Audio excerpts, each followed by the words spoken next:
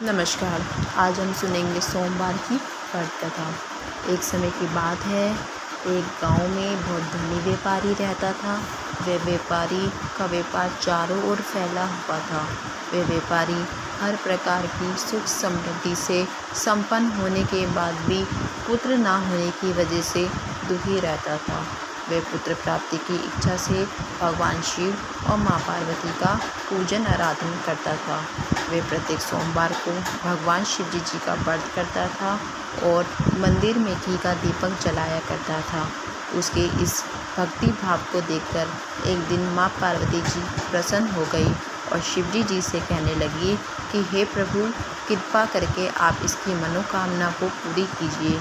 भगवान शिव जी कहने लगे कि हे पार्वती जी, इस संसार में सभी को अपने कर्म के अनुसार ही फल की प्राप्ति होती है। जो मनुष्य जैसा कर्म करता है उसे वैसा ही फल प्राप्त होता है। शिव जी के बार बार समझाने पर भी पार्वती जी नहीं मानी और वे व्यापारी की मनोकामना को पूरा करने के लिए निवेदन करने लगी। पार्वती जी के बार बार निवेदन करने पर भगवान शिव जी मान गए और उसी रात व्यापारी के सपने में दर्शन देकर उन्होंने व्यापारी को पुत्र प्राप्ति का वरदान दिया और साथ ही उसे यह भी बताया कि तुम्हारे पुत्र की आयु केवल 16 वर्ष तक होगी, उसके बाद वे मृत्यु को प्राप्त हो जाएगा।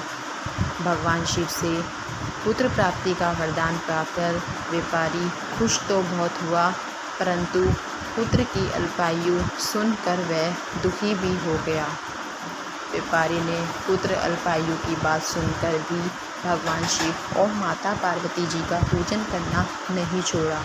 वह पहले की तरह ही हर सोमवार को शिव जी के मंदिर में जाकर घी का दीपक जलाता था और भगवान शिव जी का पूजा आराधना करता था। कुछ महीनों बाद व्यापारी की स्त्री गर्भवती हुई और उसके गर्भ से अति सुंदर बालक का जन्म हुआ। बालक के जन्म से घर में चारों ओर खुशियां भर गई, परंतु व्यापारी बहुत अधिक खुश ना था। कुछ समय बाद व्यापारी का पुत्र बड़ा हुआ तो व्यापारी ने निश्चय किया कि वे अपने पुत्र को शिक्षा प्राप्त करने के लिए वाराणसी भेजेगा। व्यापारी ने पुत्र के मामा को बुलाया और उन्हें बहुत सा धन देकर कहा कि रास्ते में जिस भी स्थान पर विश्राम करो वहीं पर यज्ञ करना और ब्रह्मा को भोजन कराना। पुत्र और उसका मामा शिक्षा प्राप्त करने के लिए चल पड़े। वे रास्ते में जिस भी जगह पे विश्राम करते वहीं यज्ञ करते और ब्रह्मा को भोजन करते। कुछ समय बाद वो ऐसे नगर पहुँचे जहाँ पर नगर के राजा की कन्या का विवाह था। कन्या के विवाह के लिए पूरे नगर को सजाया गया था। राजा की कन्या का विवाह जिस राजकुमार के साथ था वे एक आंख से काना था। राजकुमार के पिता को इस बात की बड़ी चिंता थी कि कहीं ये बात नगर के राजा को पता चल गई तो वह अपने कन्या का विवाह उसके पुत्र के साथ नहीं कराएगा। जब राजकुमार के पिता ने व्यापारी के पुत्र को देखा तो वह बहुत खुश हुआ और मन ही मन उसने सोचा कि क्यों ना राजकुमारी का विवाह इस लड़के से करा दिया जाए और विवाह के बाद इसको बहुत सा धन देकर विदा कर दे। ऐसा विचार कर उसने पुत्र के मामा से बात की और वह मामा राजी हो गया और बालक को उस राजकुमार के कपड़े पहनाकर दूल्हा बनाकर राजकुमारी से विवाह करा दिया गया। जब वह बालक अपनी शिक्षा प्राप्त करने के लिए जा रहा था तब उससे यह बात उस राजकुमारी से छुपा ही नहीं गई और उसने राजकुमारी की ओढ़नी पर सारा सच लिख दिया कि तेरा विवाह तो मेरे साथ हुआ है, परंतु तुझे जिस राजकुमार के साथ भेजेंगे वह तो एक आंख से काना है और मैं तो शिक्षा प्राप्त करने के लिए वाराणसी जा रहा हूँ। जब राजकुमारी ने अपनी ओढ़नी पर ऐसा लिखा हुआ देखा तो उसने उस काने राजकुमार के साथ जाने से मना कर दिया। उधर लड़का और उसका मामा वाराणसी पहुंच चुके थे।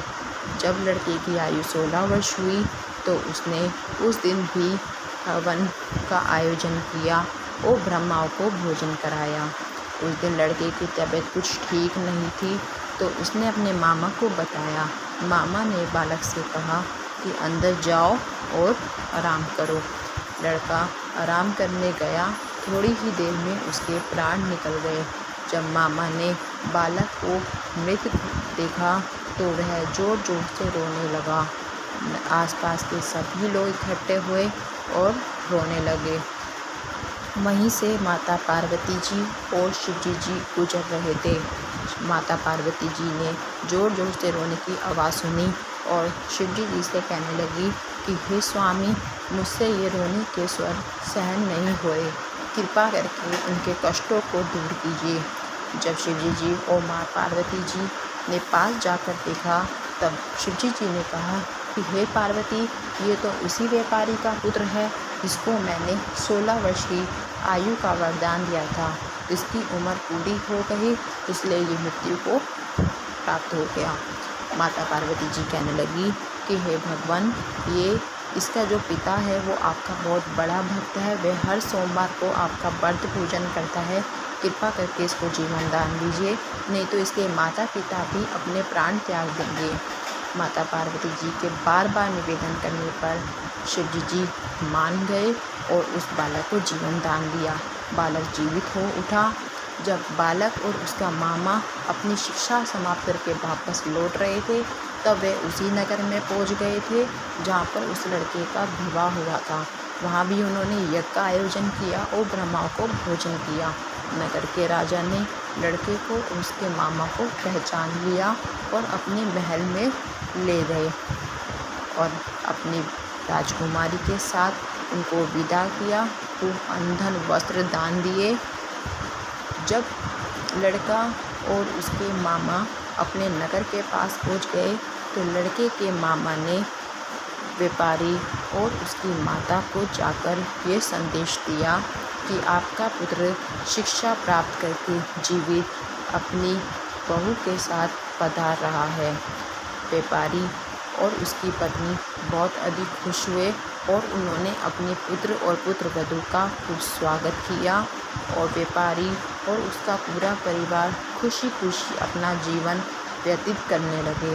हे भगवान, जिस प्रकार आपने व्यापारी और उसके परिवार की झोली खुशियों से भर दी, उसी प्रकार ये कथा सुनने, पढ़ने, सुनाने वाले सभी की झोली खुशियों से भर दीजिए। सभी की मनोकामनाएं पूरी कीजिए। ओम नमः शिवाय। हर हर महादेव।